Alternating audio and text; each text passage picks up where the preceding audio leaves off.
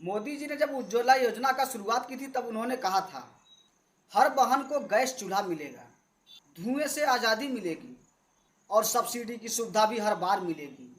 सच कहूँ तो तब लगा था कि अब बदलाव आ रहा है। कनेक्शन मिला, पहली बार गैस चूल्हा जला, बहुत अच्छा लगा।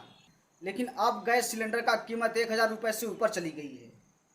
सब्सिडी मिलनी बंद हो गई है।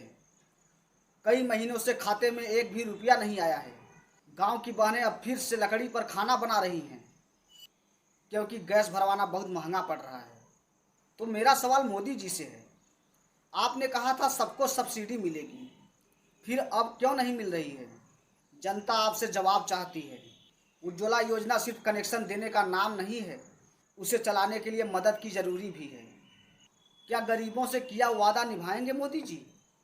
क्योंकि जनता सब देख रही है और वक्त आने पर याद भी रखेगी। जय हिंद।